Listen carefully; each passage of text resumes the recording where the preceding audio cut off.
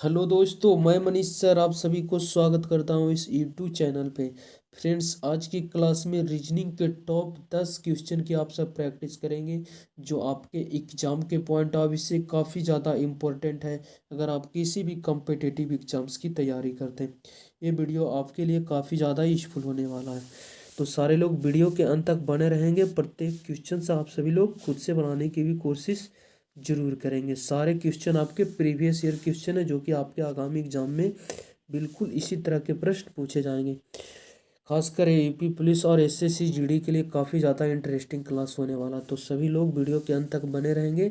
देखिएगा question number first का right answer क्या होगा, कमेंट करेंगे सारे लोग। प्रश्न आपसे कहना चाह रहा है, क्या गत कल और आगामी कल में जो संबंध है आपको बताना है कि मार्च के साथ यहाँ पे कौन सा ऑप्शन भरा जाएगा। ट्राई करेंगे, काफ़ी इजी प्रश्न है। करा यस्टरडे को टुमारो या फिर टुमारो और यस्टरडे में जो संबंध है आपको बताना है कि मार्च के साथ यहाँ प्रश्नवाचक चिन्ह के स्थान पर कौन सा ऑप्शन आएगा। बिल्कुल जिस तरह इन दोनों में संबंध है उसी संबंध के साथ आपको मार्च के साथ बताना है। तो आप सब जानते होंगे गत कल मतलब यस्टरडे बीता हुआ कल। तो जैसे आपका ये गत मतलब बीता हुआ कल हो गया तो इसे हम यस्टरडे लिख देते हैं, ठीक है। ये आपका यस्टरडे हो गया। टुडे, टुडे को हम बोलते हैं आज, ठीक है। उसके बाद टुमारो आता है कब, और टुडे आज तो कल आने वाला जो रहता है उसे हम टुमारो बोलते हैं, आने वाले कल को हम टुमारो बोलते हैं, ठीक है। तो ये क्या है, देखिए यस्टरडे को टुमारो लिखा है, इसका मतलब बीता हुआ कल है, उसके बाद टुडे आएगा, उसके बाद फिर टुमारो आएगा। मतलब यस्टरडे गत कल के 2 दिन बाद आपके आगामी कल मिलते हैं। जैसे बीता हुआ कल, उसके बाद फिर आज आएगा, उसके बाद आगामी कल आपका आगामी कल कल आएगा। मतलब 2 दिन के बाद आपका टुमारो मिलेगा यस्टरडे के।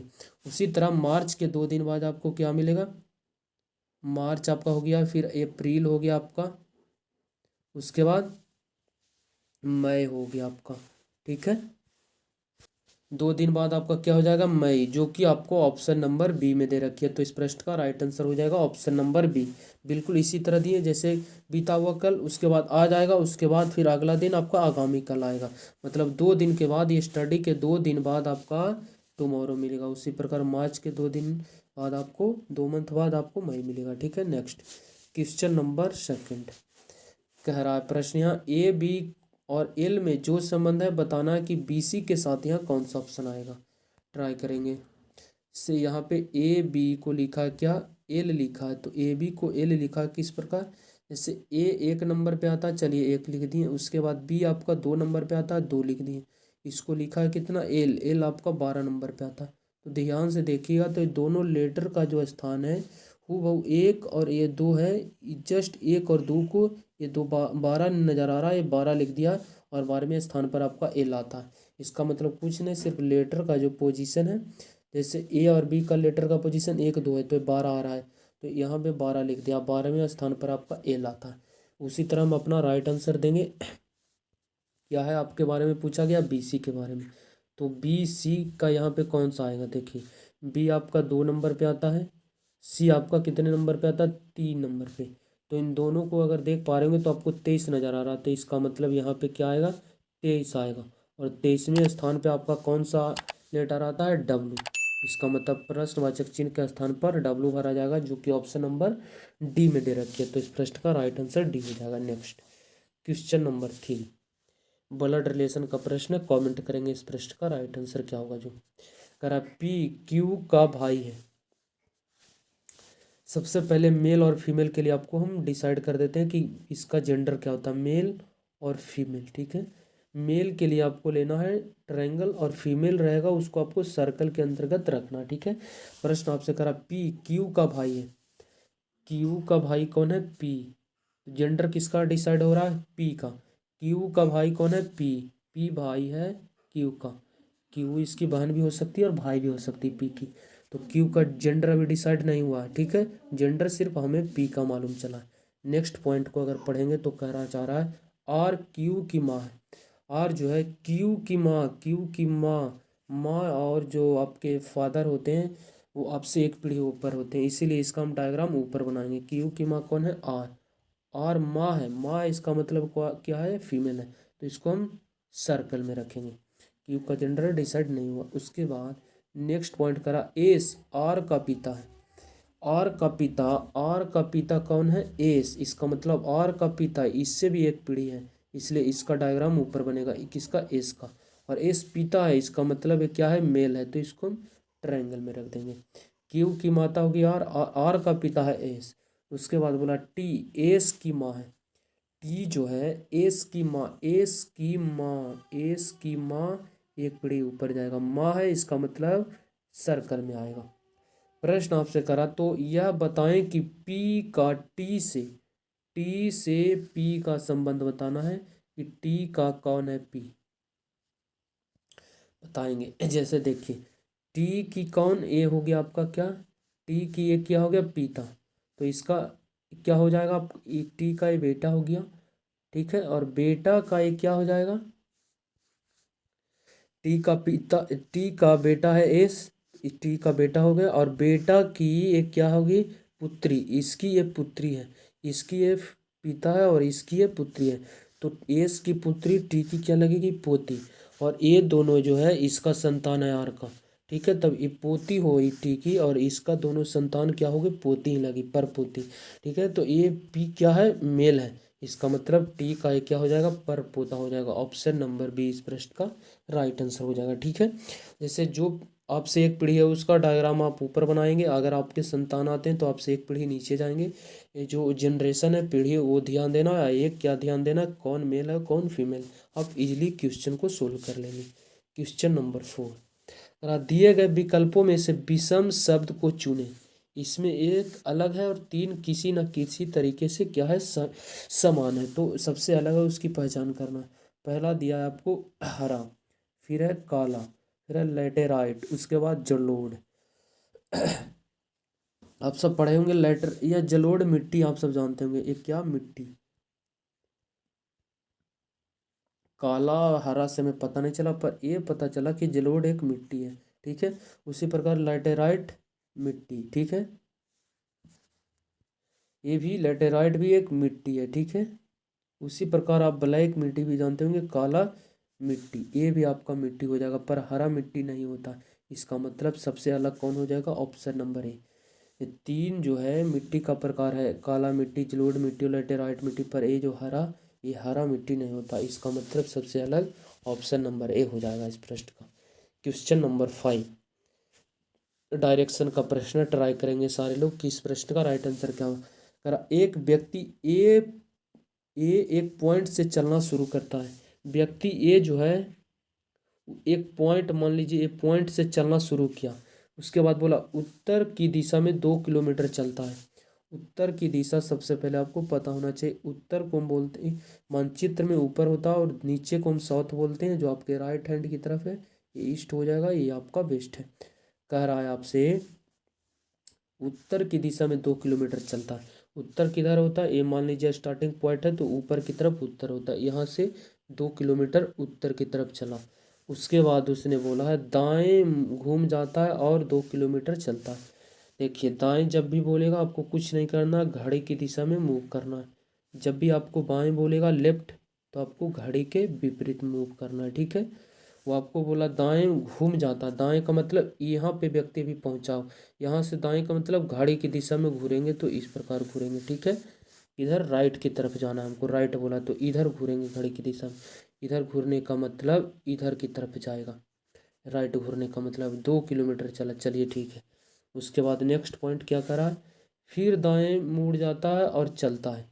कितना चला वो नहीं लिखा है, पर दाएं मुड़ा है। दाएं का मतलब क्या हो जाएगा? घड़ी की दिशा में। और घड़ी का दिशा अगर ऐसे घूर जाएंगे तो आपको घड़ी के विपरीत घूर जाएंगे, पर जैसे इस प्रकार घूरेंगे तो आप घड़ी की दिशा में मूव करेंगे। ऐसे घूरने का मतलब इसका राइट नीचे होगा, दाएं घूर गया चला। उसके बाद बोला आपसे कि यह बताइए कि अब वह कौन सी दिशा में जा रहा है। ये नीचे की डायरेक्शन में आ रहा है, या नीचे की डायरेक्शन को हम बोलते हैं साउथ, और साउथ ही आपका आंसर होगा। और साउथ को हम बोलते हैं दक्षिण, ठीक है। तो इस प्रश्न का राइट आंसर ए हो जाएगा, ठीक है। नेक्स्ट क्वेश्चन नंबर 6 सीरीज का प्रश्न है, बताएंगे कि इस प्रश्न का राइट आंसर क्या होगा। 8 है, 8 के बाद आपका 17 हो गया, 17 के बाद आपका कितना हो गया? 36, और 36 के बाद आपका हो गया 75, 75 के बाद आपको बताना है कि इस प्रश्नवाचक चिन्ह के स्थान पर कौन सी संख्या भरी जाएगी। तो देखिए थोड़ा सा डिफरेंस है जो इसका, थोड़ा तेज गति से सीरीज चल रही है, ठीक है। 8 का डबल ये नज़र आ रहा है, 8 का डबल 16, ये डबल के आसपास है। 17 से हो गया 36, 36 से हो गया आपका कितना 75, और नेक्स्ट नंबर आपको पता करना है। तो हम डिफरेंस लेकर देख लेते हैं। सबसे पहले 8 से 17, इसका मतलब इसमें 9 जोड़ा गया है, 9 और आपका कितना 8 और 9 17 हो जाएगा। 17 से 36 कितने का डिफरेंस है 9, और यहाँ पे 2 में से गया 1, 19 का डिफरेंस हमें नज़र आ रहा है। 19 में आप 17 जोड़ देंगे 36 हो जाएगा। 36 से 75, इसका मतलब अगर इसका अंतर लेना चाहते हैं तो कितना हो जाएगा 9 6 15, 9 यहाँ बच जाएगा 6, 6 में से 3 चला जाएगा 3, 39 का गैप है। यहाँ 9 से हो गया 19, 19 से हो गया 39, तो नेक्स्ट क्या आएगा, ध्यान से देखिएगा। तो ये 9 तो आपको 9 दिख रहा है, पर ये 19 आपको दिखाई दे रहा होगा कितना 9 प्लस 10, ठीक है। उसके बाद ये 39 आपको नज़र आ रहा होगा 9 प्लस 20, 9 प्लस 20, ये 9 से स्टार्ट हुआ, 8 में 9 जोड़ दिए 17, और यहाँ 19 को आप बोल सकते हैं 9 प्लस 10 19 हो जाएगा। 39 को 9 प्लस, सॉरी 39 को 19 यहाँ पे लिखना पड़ेगा, ये 19 नंबर यहाँ पे आ जाएगा, और इसमें आप 20 ऐड कर देंगे तो 39 हो जाएगा। 19 और 20 39, और 39 36 में जोड़ देंगे 75 हो जाएगा, ठीक है। तो सीरीज किस प्रकार चला, यहाँ पे कौन सी आएगी संख्या, देखिए ये 39 यहाँ पे लिखाएगा, ठीक है। उसके बाद ये 9 था यहाँ, तो 9 यहाँ आया, 19 यहाँ आया, तो 39 यहाँ आएगा, और यहाँ पे 9 था, 10 10 यहाँ जुटा है, फिर 10 का डबल 20 जुड़ा, तो यहाँ पे 20 का डबल 40 जुटेगा, ठीक है। हम देख लेते हैं, तो यहाँ पे कितना हो जाएगा 40 30 70, 70 और 9 79। अब इसमें ये वाली ऐड होगी संख्या, तो इस दोनों को ऐड करके यहाँ पे मेरा प्रश्नवाचक चिन्ह के स्थान पर आएगी। 9 5 14, कैरी 1 हो जाएगा, 7 7 14 1 15, 154, और 154 ऑप्शन नंबर ए में दे रखी है, तो इस प्रश्न का right answer option number A हो जाएगा। थोड़ा डीपली ये सीरीज का प्रश्न था, ठीक है। आप उम्मीद करते हैं थोड़ा सा आप बैक करके समझना चाहेंगे तो आप इजीली समझ जाएंगे प्रश्नों को कि क्या लॉजिक चल रहा है।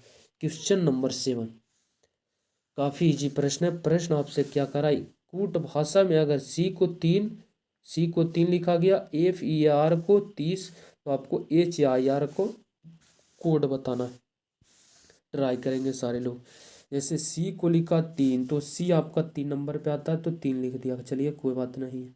इसकी मदद से आप अपना आंसर डिसाइड नहीं करेंगे, आपको इसकी मदद से आंसर डिसाइड होगा। FEAR, एफ है, उसके बाद ई है, उसके बाद ए है, उसके बाद आर है, इसको लिखा है 30। किस प्रकार 30 लिखा है, तो ध्यान से देखिए, यहाँ एफ आपका 6 नंबर पे आता है, ई आपका 5 नंबर पे आता है, ए आपका 1 नंबर पे आता है, आर आपका 18 नंबर पे आता है।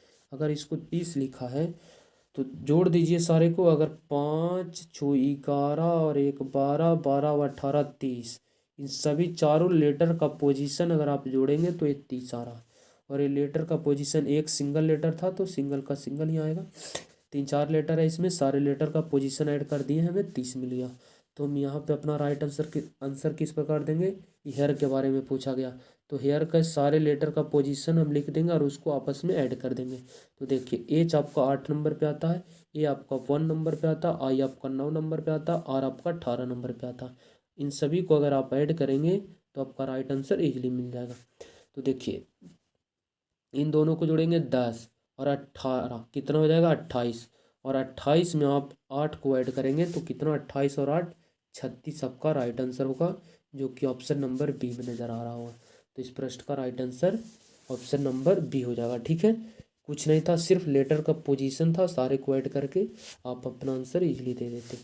क्वेश्चन नंबर 8, प्रश्न आपसे क्या कहना चाह रहा है, दिए गए विकल्पों में से उस शब्द का चयन कीजिए जिसे दिए गए शब्द के अक्षरों का प्रयोग करके नहीं बनाया जा सकता। प्रश्न आपको कहना चाह रहा करा उस विकल्प का चयन करें 4 विकल्पों में से जो दिए गए शब्द आपको क्या दिया गया है,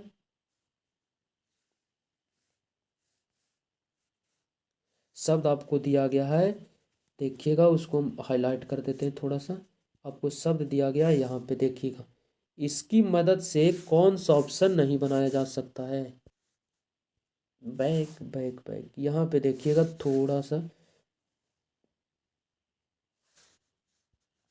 करा चार विकल्पों में से कौन सा विकल्प है ऐसा जो दिए गए शब्द, ये जो शब्द दिया गया है इन इस शब्द की अक्षर, ये जो पूरा अक्षर है इसकी मदद से, इस सारे अक्षर की मदद से कौन सा ऑप्शन नहीं बनाया जा सकता।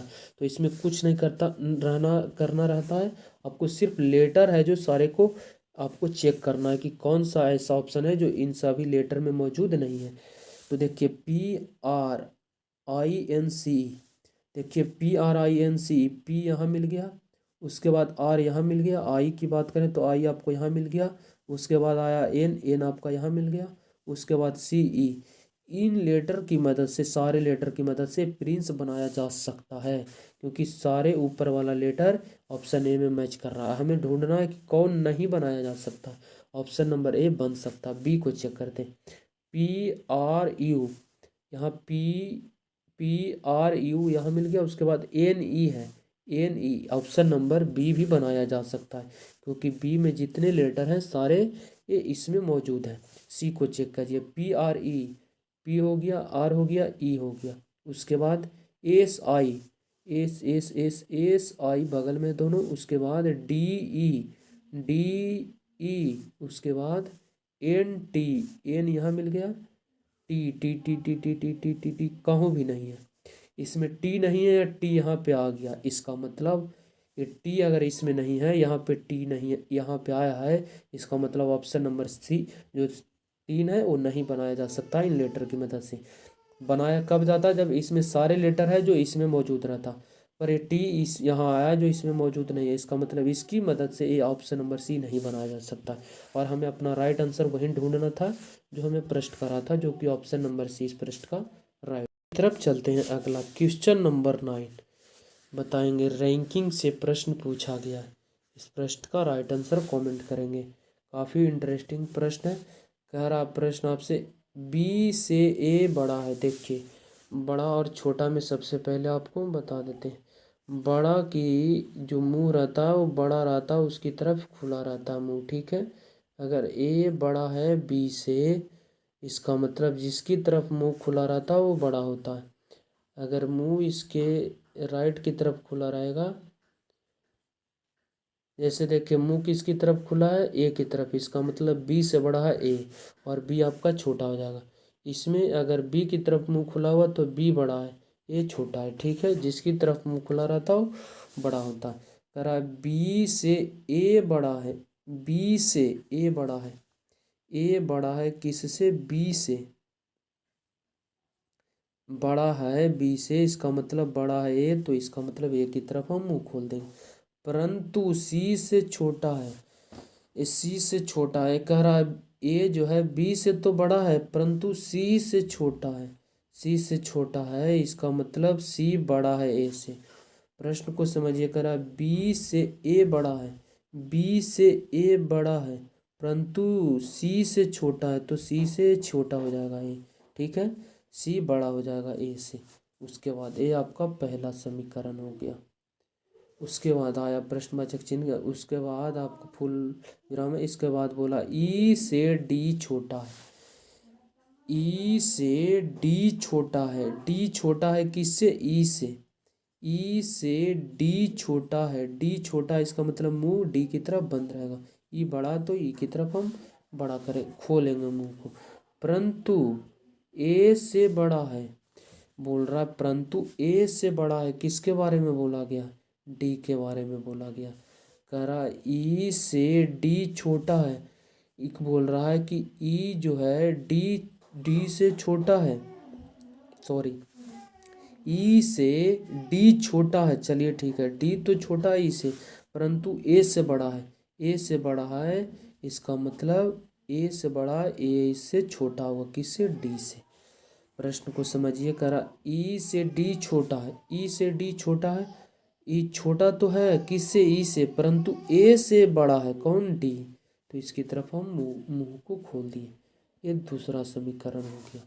नेक्स्ट करा, यदि सी आयु में डी से छोटा है, यदि आयु सी डी से छोटा है, आयु यदि सी आयु में डी से छोटा है, डी से छोटा है, इसका मतलब डी इससे बड़ा होगा, तो डी इससे बड़ा होगा, डी से छोटा हो गया सी। ये आपका तीसरा समीकरण हो गया। प्रश्न आपसे पूछ रहा है तो आयु में सबसे बड़ा कौन है। देखिए इसे सोल्व करने के लिए इन तीनों समीकरण को आपको मर्ज करना पड़ेगा। ठीक है, तो तीनों को आप मर्ज करिए। पहले समीकरण को आप उठाते हैं, तो हम पहले को उठाते हैं तो आपका हो गया सी है बड़ा है ए से, ए बड़ा है बी से। अगर आप इसको दूसरा में आप देखिए सी यहाँ पे है, तो सी डी का एक सिंगल आपको समीकरण मिल रहा है यहाँ पे। तो इन दोनों को आप यहाँ पे मर्ज कर सकते हैं, सी और डी का। डी बड़ा है किससे, सी से। सी से बड़ा है कौन, डी। तो डी को हम यहाँ ऐड कर देंगे। ठीक है, ये समीकरण भी आपका ए वाला भी हो गया, ए भी हो गया मर्ज, बच गया ए। यहाँ पे देखिएगा तो ए से बड़ा है डी, चलिए ए से तो बड़ा डी हो रहा है, ए से बड़ा है सी, सी से भी बड़ा है डी, इसका मतलब ए से भी बड़ा होगा डी। यहाँ तक ठीक है। डी से बड़ा है ई, और डी बगल में ही है, तो इससे बड़ा कौन, ई। ई यहाँ पे आ जाएगा आपका। तो बोला तो आयु में सबसे बड़ा कौन है, आयु में सबसे बड़ा कौन है, सबसे ज़्यादा इसकी तरफ मुंह खुला हुआ। सबसे छोटा हो जाएगा आपका बी, सबसे बड़ा हो जाएगा आपका ई। ऑप्शन नंबर 4 इस प्रश्न का राइट आंसर हो जाएगा। ठीक है, आज का लास्ट क्वेश्चन मिसिंग नंबर से प्रश्न है। करा लुप्त संख्या ज्ञात करें। ट्राई कीजिए, काफ़ी इजी प्रश्न, आप इजी तरीके से आप इसे सोल्व कर लेंगे। ठीक है, यहाँ 1, 9, 25 सारे स्क्वायर नंबर हमें नज़र आ रहा है। यहाँ पे भी देखिएगा तो 4, 16, 36 सारे स्क्वायर है। 9, 25 यहाँ भी जो भी आएगा मेरा स्क्वायर आएगा। ठीक है, क्योंकि सारे स्क्वायर नंबर ही हमें दिख रहा है। यहाँ स्क्वायर, ए भी स्क्वायर, तो ए भी square, square square square square square, तो यहाँ स्क्वायर आएगा।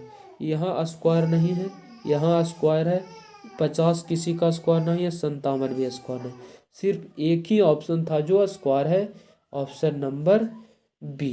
ठीक है, यहाँ देखिएगा तो एक को आप बोल सकते हैं 1 का स्क्वायर है, इसे आप बोल सकते हैं 3 का स्क्वायर है, इसे आप बोल सकते हैं 5 का स्क्वायर है।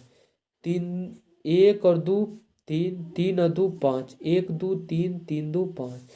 यहाँ मिलिए 2 का स्क्वायर है, यहाँ देखिए 4 का स्क्वायर है, यहाँ देखिए 6 का स्क्वायर है। तो 2 2 4, 4 2 6, 2 2 बढ़ रहा है, यहाँ भी 2 2 बढ़ा था। 1 2 3, 3 2 5, 2 2 4 2 6। यहाँ भी देखिएगा 3 का स्क्वायर है, यहाँ पे 5 का स्क्वायर है, तो यहाँ 7 का स्क्वायर आएगा, क्योंकि 3 2 5, 5 2 7 और 7 का स्क्वायर आपका 49 होगा। काफ़ी इजी प्रश्न था, थोड़ा सा आपको लॉजिक को समझना था। ठीक है, मिलते हैं नेक्स्ट वीडियो में, जब तक के लिए बाय, टेक केयर। अगर वीडियो अच्छा लगता है तो प्लीज़ इसे आप दोस्तों के पास शेयर करें, और हमारे चैनल को सब्सक्राइब कर हमारे साथ जुड़ सकते हैं।